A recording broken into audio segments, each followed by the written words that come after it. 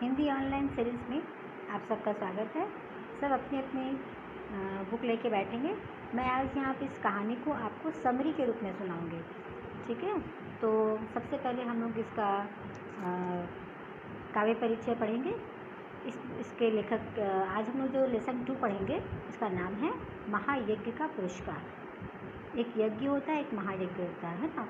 यज्ञ जो हम लोग करते हैं सब कुछ लेने की भावना से कि अरे अगर हम लोग ये वाला यज्ञ करेंगे तो हम लोग को स्वर्ग से ये मिलेगा, आगे जाने से हमारे पूर्वजों को कुछ भी दया हम लोग को मिलेगी। लेकिन महायज्ञ जो होता है वो निष्काम भाव से किया जाता है, कुछ लेना नहीं है, बस पुण्य करने के हिसाब से किया जाता है। तो यहाँ पे हम लोग जो लेखक हैं इसके यशपाल जैन, पहले इनका काव्य परिचय पढ़ेंगे, फिर मैं स्टोरी आप लोग को समरी के रूप में सुनाऊंगी। तो यशपाल जैन का जन्म सितंबर 1912 को अलीगढ़ ज़िले के विजयगढ़ में हुआ। गांधी पब्लिशिंग हाउस के सस्ता साहित्य मंडल में इन्होंने मंत्री के रूप में काम किया। इन्होंने 14 कहानियाँ, 5 नाटक और एक कविता संग्रह की रचना की और कई पुस्तकों का प्रकाशन व संपादन किया। वर्ष 1990 में पद्मश्री पुरस्कार से सम्मानित श्री जैन का निधन 10 अक्टूबर 2000 को नागदा, मध्य प्रदेश में हो गया। तो ये अलीगढ़ के निवासी थे और इन्होंने 14 कहानियाँ, 5 नाटक और एक कविता संग्रह की रचना की। कविता संग्रह मतलब उस बुक में बहुत सारा कविता इन्होंने लिखा है। और फिर 1990 में इनको पद्मश्री पुरस्कार भी मिला और 10 अक्टूबर 2000 को मध्य प्रदेश नागदा में इनका निधन हो गया। तो ये जो कहानी महायज्ञ का पुरस्कार, इसमें कवि ये बतलाने का प्रयास कर रहे हैं कि पुण्य पाने के लिए धन दौलत लुटाकर किया गया यज्ञ सच्चा यज्ञ नहीं है। निस्वार्थ भाव का मतलब हम लोग यज्ञ जो करते हैं उससे हम लोग को कुछ लेने का इच्छा नहीं रहता, उसको निस्वार्थ भाव होता है। तो वो किया हुआ कर्म ही सच्चा यज्ञ, महायज्ञ। तो यहाँ पे बता रहे हैं कि एक सेठ थे, अत्यंत विनम्र और उदार थे वो। तो अत्यंत विनम्र और उदार का मतलब उनको गुस्सा आता ही नहीं था, और उदार मतलब उनके जो उनसे कुछ मांगता है तो उसको दे देते। तो वो बहुत दानी भी थे, लेकिन कहा जाता है कि सब एक समान नहीं होता है। तो एक दिन वो बहुत धनी थे, बहुत दान भी किए, लेकिन फिर एक दिन फिरा तो सेठ को गरीबी का मुँह देखना पड़ा। अब जब गरीबी आती है तो फिर संगी साथी सबसे पहले मुँह फेर लेते हैं। तो ना ही उनका कोई दोस्त, ना ही उनके रिश्तेदार, और सेठ को तो यहाँ तक हो गया कि अब उसको खाने के लिए भी पैसे का जुगाड़ नहीं होता था। तो उन दोनों एक तो प्रथा प्रचलित थी कि यज्ञों के फल का क्रय विक्रय मतलब खरीदना बेचना होता था। तो छोटा यज्ञ हो चाहे बड़ा यज्ञ हो, उस यज्ञ को अगर हम लोग कोई बेच देते हैं तो उसका हम लोग को बदले में मूल्य मिल जाता है। तो एक दिन सेठानी ने कहा कि अब पैसे तो है नहीं हमारे पास, लेकिन खाने के लिए तो चाहिए, तो इसलिए एक यज्ञ कर लेते हैं हम लोग।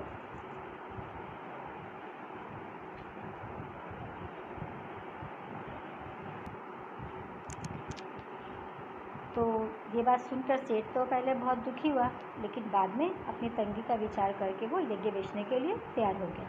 तो सेठ के यहाँ 10-12 कोस दूर पर सुंदर नगर नाम का एक नगर था, जिसमें सेठ रहते थे। लोग उसे धन्ना सेठ कहते थे।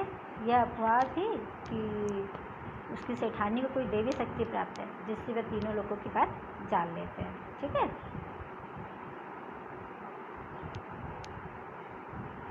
सेठ के पास अब कोई उपाय नहीं था, उसके पास धन नहीं था ना, तो अब उसे अपना जीवन चलाने के लिए कुछ तो करना ही था।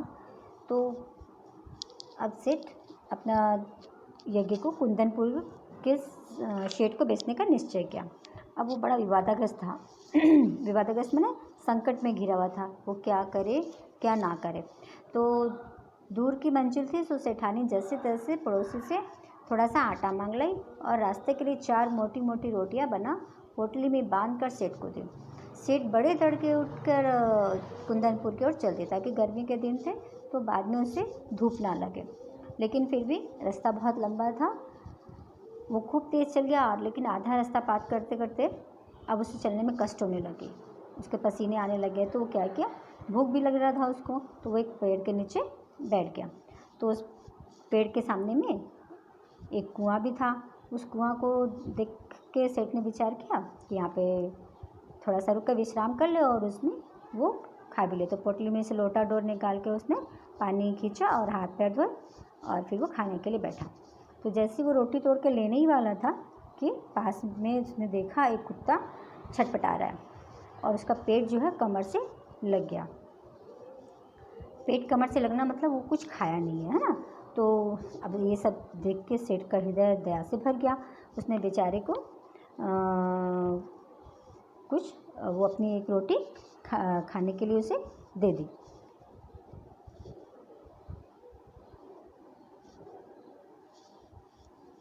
तो जैसे कुत्ते ने एक रोटी खाई, उसमें उसके शरीर में थोड़ी सी जान आ गई।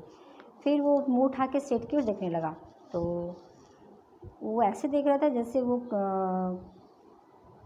सेठ को थैंक यू बोल रहा है, कृतज्ञ मतलब होता है एहसानमंद होना, है ना। तो अब सेठ को ऐसा लगा कि इसे एक और रोटी खिला दूँ तो शायद ये चलने फिरने लग जाए। तो सेठ ने उसे दूसरी रोटी भी टुकड़े करके खिला दी।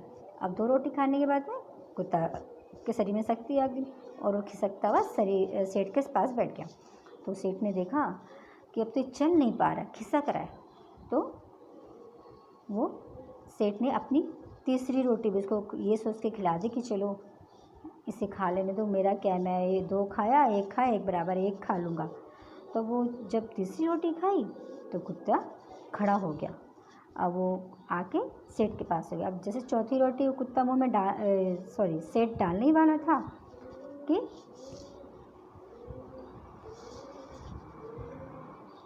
सेठ कुत्ते की तरफ देखा तो कुत्ता की आँख अब भी उसकी तरफ जमी हुई थी।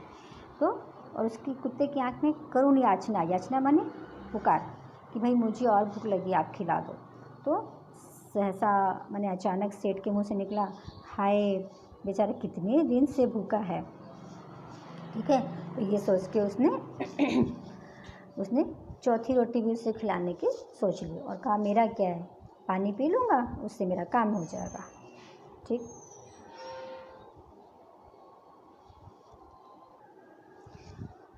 तो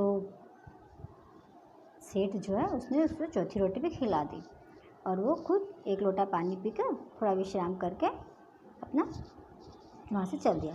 जब सेठ कुंदनपुर पहुँचे तो शाम हो चुकी थी। अब जब वहाँ धन्ना सेठ के हवेली में पहुँचे तो धन्ना सेठ ने उनका खूब स्वागत किया और बोला, कहो सेठ कैसे आना हुआ। तो जब सेठ को लगा कि अरे ये तो अभी भी भूखा है, और तो उसने चौथी रोटी भी उसको खिला दी और खुद 1 लोटा जल पीकर और वहाँ पे थोड़ा सा देर विश्राम किया और फिर वहाँ से चल पड़ा। अब जब वो कुंदनपुर पहुँचा सेठ तो शाम हो गई थी और सेठ जब हवेली में पहुँचे तो धन्ना सेठ ने उठकर उसका स्वागत किया और पूछा, कहो सेठ कैसे आना हुआ। सेठ ने कहा, मैं संकट में हूँ, एक यज्ञ आपके हाथ बेचने आया हूँ। इतने में धन्ना सेठ की पत्नी ने आकर सेठ को प्रणाम किया और बोली, सेठ जी यज्ञ खरीदने के लिए तो हम तैयार हैं, पर आपको अपना महायज्ञ बचना होगा। महायज्ञ? सेठ पर आश्चर्य हो गया कि ये कौन सा यज्ञ है। तो धन्ना सेठ की पत्नी बोली, अरे वही जो आज आपने किया है। सेठ तो सरप्राइज हो गया कि आज मेरे पास तो पैसे नहीं है, मैं कौन सा महायज्ञ करूँगा।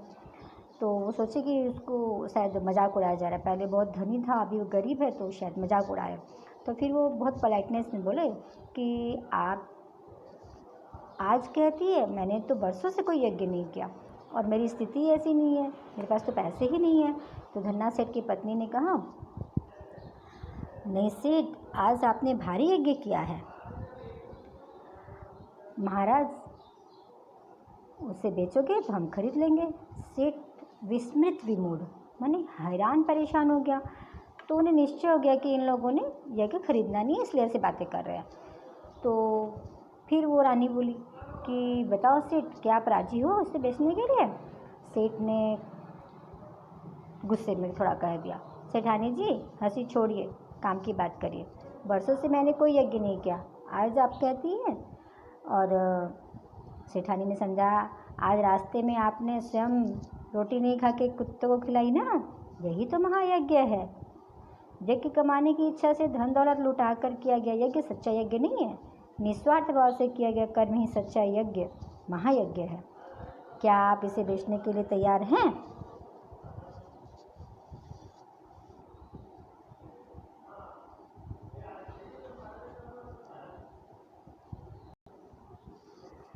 सेठ ऐसे लगा आसमान से गिरे, तो उसे बहुत धक्का लगा कि भूखे को अन्न देना सभी का कर्तव्य है, इसमें यज्ञ जैसी कौन सी बात है। तो सेठानी ने कहा, सेठ जी आप यज्ञ बेचना चाहते हैं कि नहीं चाहते हैं?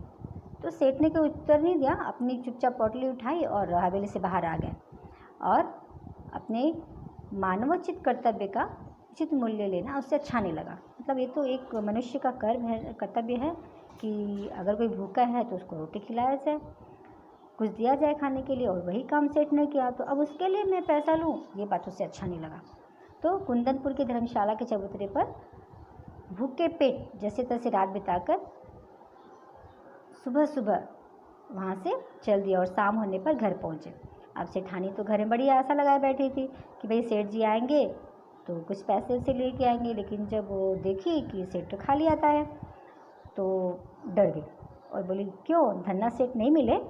तो सेठ ने शुरू से लेकर अंत तक की सारी कहानी सुना दी और सुनकर सेठानी की सारी वेदना गायब हो गई। अब उससे दुख नहीं था और वो खुश हो गई कि चलो उसके पति इतनी तंगी में भी धीरज धरे हुए हैं और भगवान भला करे। तो रात का अंधकार फैलता जा रहा था। सेठानी उठकर दिया जलाने के लिए दालान में आई, दालान माने बरंडा में आई, तो रास्ते में किसी चीज़ से ठोकर लगी उसको। अब ठोकर लगी तो समझ नहीं पाई कि भाई क्या चीज़ से ठोकर लगा। अब दिया का रोशनी है, जान भी नहीं पा रही है। तो फिर वो देखी दिया का रोशनी और पास ला के तो वहाँ पे कोई एक कुंदा, लोहा का कुंदा, मतलब लोहे का रिंग टाइप का था और इस कुंदे से उसको ठोकर लग गई है। तो बहुत सरप्राइज हो गई कि शाम तक तो कुछ नहीं था, अभी कैसे यहाँ पे अचानक से आ गया। तो सेठानी वो चक्की सी वहाँ पे खड़ी रही।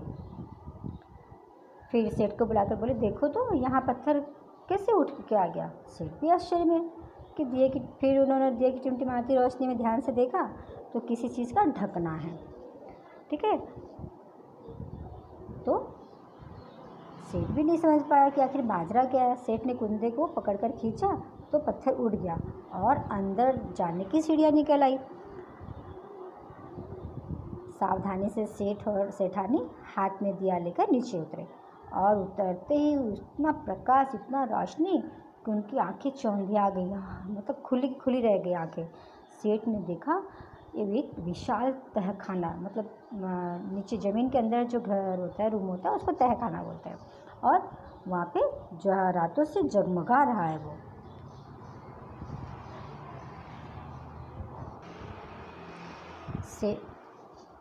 सेठ को ये सब समझ में नहीं आया। अब दोनों जन खामोश होकर खड़े और ये सब दृश्य देख रहे थे और अचानक से लोगों को आवाज़ सुनाई दिया, वो सेठ स्वयं भूखे रहकर अपना कर्तव्य मानकर प्रसन्न चित्त से तुमने मरणाशन, मतलब मरने वाले कुत्ते को जो रोटियां खिलाई, उसकी जान बचाई, यही पुरस्कार है उस महायज्ञ का। अब सेठ और सेठानी इस दिव्य वाणी को सुनकर बहुत कृत्य हो गए, मतलब अपने को धन्य मानने लगे और वही धरती पर माथा टेक कर उन्होंने भगवान के चरणों में प्रणाम किया। तो क्या शिक्षा मिली हमें इस कहानी से कि निस्वार्थ भाव से किया गया दान ही सच्चा दान है। अगर हम लोग किसी को कुछ देते हैं और उससे फिर लेने की इच्छा रखते हैं तो वो दान नहीं कहलाता, वो लेना देना हो गया। तो अब हम लोग इसका सब एक्सरसाइज करेंगे। आप लोग इस स्टोरी को पढ़ना है ना। तो फर्स्ट में है व्याकरणिक ज्ञान। व्याकरणिक ज्ञान में सबसे पहले समास है। तो समास क्या होता है? दो या दो से अधिक शब्दों को मिलाकर एक स्वतंत्र शब्द बनता है, उसे समस्त पद या समास कहते हैं। इसे अलग करने की रीति विग्रह कहलाती है। जैसे समास है यहाँ पे रसोई घर, तो उसको अगर हम लोग विग्रह मतलब उसको तोड़ के लिखेंगे तो कैसे? रसोई के लिए घर। भरपूर, पूरा भरकर, अमीर गरीब, अमीर और गरीब। ठीक है, तो उसी तरह से यहाँ पे दिया हुआ है ख नंबर में कि उपयुक्त उदाहरणों के अनुसार पाठ में आए समस्त पद छांटकर उसका विग्रह कीजिए। तो यहाँ पे देखो कुछ कुछ लिख के रखा है, तो इसको आप लोग अपनी कॉपी में बुक में भी लिख सकते हो, कोई दिक्कत नहीं है। अब फिर ग नंबर है, दिए गए वाक्यों में सकर्मक के लिए स और अकर्मक के लिए अ लिखिए। ठीक है, तो सकर्मक क्या होती है, अकर्मक क्या होती है। सकर्मक क्रिया जिसका कुछ ऑब्जेक्ट हम लोग को मिलता है, और अकर्मक जिसका कोई ऑब्जेक्ट नहीं मिलता है, वो अकर्मक होती है। तो फर्स्ट है, सेठ ने गरीबी का मुख देखा। किसका मुख देखा, गरीबी का, तो स। सकर्मक के लिए यहाँ पे स लिख देंगे। फिर बहुत बड़ा यज्ञ हुआ, इसमें भी हम लोग स लिखेंगे। फिर है, एक विनम्र उदार सेठ थे, उनकी सेठानी को देवी शक्ति प्राप्त थी, स। और सेठ मानो आसमान से गिरे। तो अब हम लोग इसमें आगे देखो, वहाँ जब भी हम लोग सकर्मक अकर्मक का पहचान करते हैं तो ध्यान रखना वहाँ पे हम लोग क्या क्या आंसर मिलना चाहिए, है ना। जैसे उनकी सेठानी को देवी शक्ति प्राप्ति, क्या प्राप्ति, देवी शक्ति। उसी तरह से नेक्स्ट, सेठ मानो आसमान से गिरे, क्या गिरे, यहाँ आंसर कुछ नहीं मिला, क्या क्या, तो अ लिखेंगे उसको वहाँ पे। फिर घ नंबर में पाठ में आए निम्नलिखित मुहावरों का वाक्यों में प्रयोग कीजिए, ये आप लोग खुद से करना। नेक्स्ट है, पाठ में आए पुनरुक्त शब्दों को ढूंढ कर लिखिए, ये भी आप लोग खुद से करेंगे। फिर मौखिक प्रश्न है, पुण्य कैसे प्राप्त किया जाता है, तो दान धर्म दे के पुण्य प्राप्त किया जाता है। यज्ञ के विषय में कौन सी प्रथा प्रचलित थी, कि अगर कोई यज्ञ अपना बेचना चाहे तो क्रय विक्रय हो सकता है उसका, उससे उसका मूल्य मिल सकता है। फिर सेठ ने कुत्ते को कितनी रोटियां खिलाई, 4 रोटियां खिलाई। फिर हमारा लिखित प्रश्न है, ये लिखित प्रश्न आप लोग को सबको अपनी कॉपी में लिखना है। फर्स्ट है, धनी सेठ पर यह कहावत सब दिन होत न एक समान कैसे लागू हुई। पहले एक सेठ बहुत धनी था, लेकिन समय बदला और वो उसका सारा धन ख़त्म हो गया और वो गरीबी आ गई उसके पास। किस कारण से गरीबी आई ये यहाँ पे मेंशन नहीं है, लेकिन वो धनी से गरीब हो गया वो। फिर सेठ कुंदनपुर नगर क्यों गया, अपने यज्ञ को बेचने के लिए धन्ना सेठ के पास। फिर कुंदनपुर पहुँचने के रास्ते में सेठ के साथ कौन सी घटना घटी। जब कुंदनपुर के रास्ते में सेठ को एक कुत्ता मिला जिसकी अवस्था बहुत ख़राब थी, वह कई दिनों से खाया नहीं था, इसलिए सेठ ने अपनी सारी रोटियां उसे खिला दी। यज्ञ बेचने आया सेठ ने अपना यज्ञ क्यों नहीं बेचा। एक्चुअली में सेठ ने कोई यज्ञ नहीं किया था, वो अपना मानव धर्म निभाया था, इसलिए वह यह उससे बेचने के लिए तैयार नहीं हुआ। सेठ ने कौन सा महायज्ञ किया और उसे पुरस्कार में क्या मिला। सेठ ने एक मानव धर्म निभाया था, एक भूखे कुत्ते को रोटियां खिलाई थी और उसे पुरस्कार में बहुत सारा धन, सोने चांदी जवाहरात वगैरह उसे उसके घर के तहखाने में मिले। फिर वैकल्पिक प्रश्न है, दिन फिरते ही सेठ को किसका मुंह देखना पड़ा। जब उसका दिन फिर गया मतलब उसका समय चेंज हुआ तो किसका मुंह देखना पड़ा, गरीबी का। कुंदनपुर की सेठानी को कैसी देवी शक्ति प्राप्त थी, जादुई नहीं, जादुई तो नहीं था, भयंकर भी नहीं, देवी शक्ति। तो यहाँ देवी शक्ति सही होगा। सेठानी ने सेठ के लिए कितनी और कैसी रोटियां बनाई। सेठानी ने सेठ के लिए 4 मोटी रोटी बनाई, है ना। दालान में सेठानी किस वस्तु से टकराई, एक कुंदे से। सीढ़ियाँ उतरकर उन्होंने क्या देखा, क्या देखा उन्होंने, विशाल तहखाना, है ना। तहखाना मतलब नीचे का रूम ज़मीन के अंदर। फिर है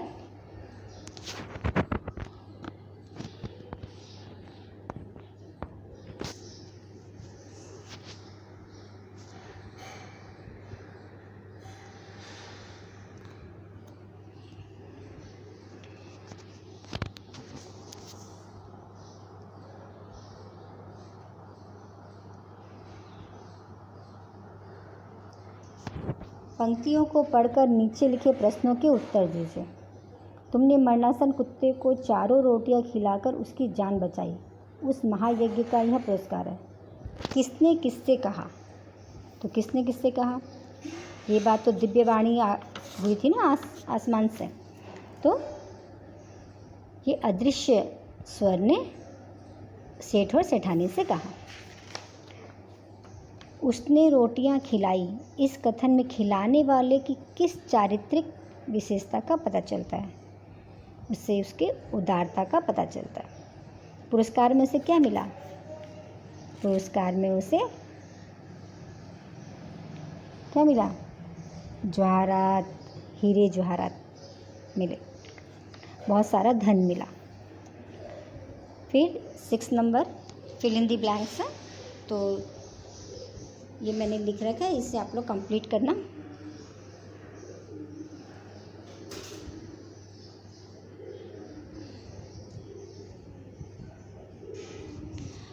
बस आज के लिए इतना ही। ये सब आप लोग सब प्रैक्टिस कीजिए। धन्यवाद।